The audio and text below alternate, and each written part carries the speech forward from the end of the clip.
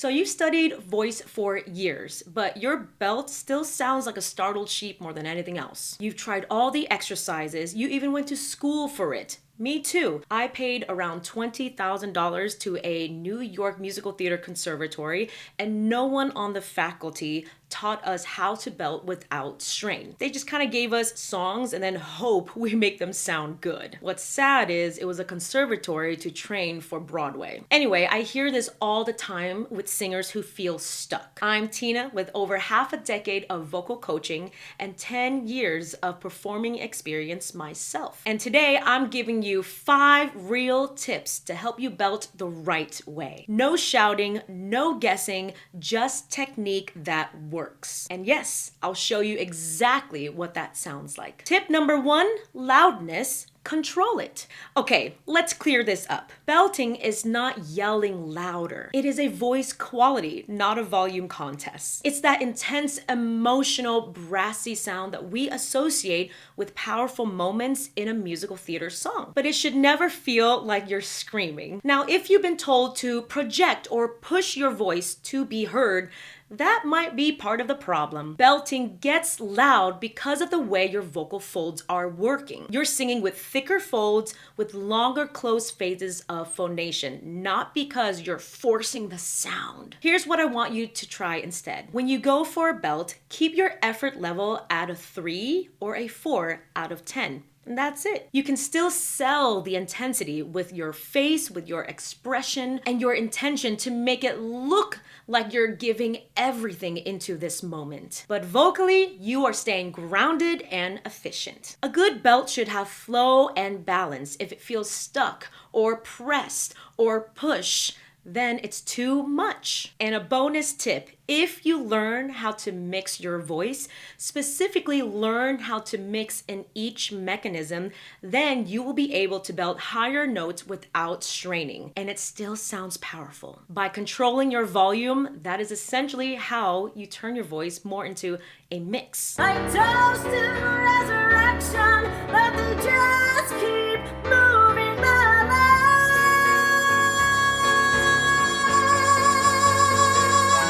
Now, did you catch that? That belt wasn't pushed. I really had to find the balance in my coordination. I kept my effort at around a 3 or 4, and with the right technique, it still sounds intense. And that's the secret, belting with control, specifically your volume, and not forcing it. Tip number 2, breathing for belting. Most singers think belting requires a big, deep breath, but actually, it doesn't. When you belt, your vocal folds are closed for longer phases of phonation. That means it requires less airflow, less air pressure to produce that sound. Here's a quick way to prove it. Imagine you suddenly see your friend across the street and you yell, "Hey!" Did you take a big breath before you yelled that? Of course not. Your body knew exactly how much air it needed to be loud and expressive to get your friend's attention. Belting in music is the same. The in-breath needs to be short and quick. You don't need a low, deep breath like you've been told in classical training. It doesn't have to be huge and dramatic, even though it feels like you should have this dramatic inhale. Now, if you are sustaining a long belt note, then we need to talk about a breathing strategy to maintain the conditions to keep you at a strong belt without losing power and without pushing more and more as you hold out the long note. In my coaching program, I talk to my students about how to manage their ribcage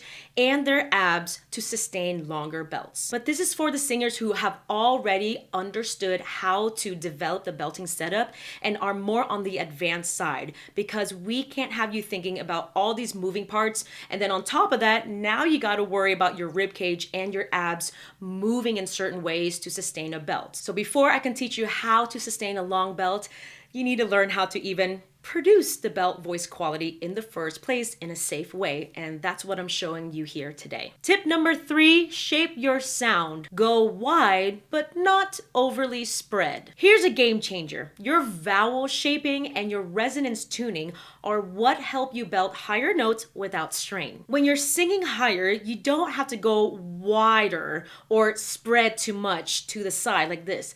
yee. In fact, it's the opposite. The higher you go, the more narrow you want to be, and the lower you go, the wider you want to be. However, don't confuse this with this type of narrowing. That is more appropriate with a classical sound. According to Kenneth Bozeman, this type of belting uses more of a divergent resonator shape. Basically, your vocal tract is narrowing in a way to create that yell timbre, to create that bright and brassy sound that we associate belting with. And because belting is usually M1 dominant, the best type of vowels would be mid to open vowels like eh or or ah. And now you might ask, well, if I have to keep everything open, how do I make sure it's not too open or too wide? You don't need to go overboard and overly open on everything you belt. Think of it like sculpting a clay pot. You need to shape it just right. So a little narrowing specifically in the back of your vocal tract can help you belt higher notes while staying open and maintaining that divergent resonator shape. Otherwise, you might end up flipping into more of a hootier sound. Now try this with me. Start with a comfortable middle note in your range and sing the vowel ah, as in father. Ah. Notice how open and wide that feels, and it sounds pretty loud, appropriate for the belt voice quality. Now switch to more of a mid-open vowel like eh, as in bed. Notice how the sound is slightly brighter and a bit easier to control in that mechanism. Next, move up a few notes, still singing on the vowel eh or maybe even as in cub, but slowly shape your vowel to be more narrow and narrow while also keeping it open.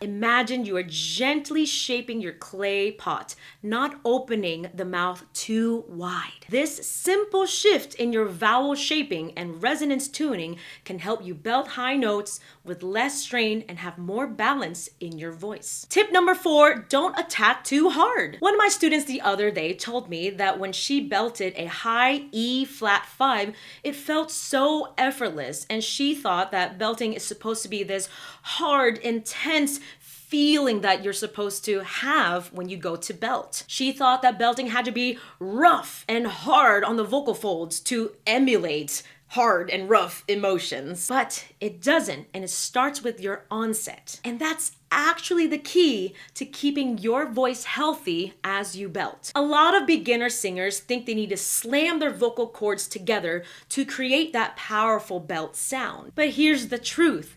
If you are slamming your chords together or harshly attacking the chords together, then you are not truly controlling your voice. You can get a strong belt with a smooth onset, and developing that habit is critical. Here's a simple exercise to start. We call it the glottal attack exercise. First, you identify what a harsh glottal attack sounds and feels like, and then we gradually soften it into a smoother onset. With students who are struggling with heavy belting, I walk them through this 3-step process. So start with a harsh glottal attack and say oh, right? You can hear that oh. Now, do a breathy onset on purpose.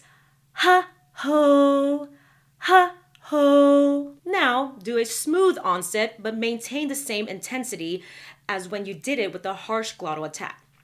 Ha oh. Notice how when you did the smooth onset, there is no harshness, there's more connection, and it still sounds pretty strong. Keep practicing this progression and work on controlling your voice to have more ease when you belt. Tip number 5, start lower to build stronger belting. It's super tempting for a singer to start belting high notes right away, but rushing to the top can cause you strain and frustration. Here's the secret. Practice your belty parts lower. If you need to, drop it down 8 keys or more. Find a comfortable but strong foundation to set up your belt voice. Then, when your voice gets stronger and more coordinated, you can slowly work your way back up to the higher notes you actually want to belt on. But if you are not ready to belt higher notes, what ends up happening is your vocal folds cannot handle holding that much compression that high, and it comes apart.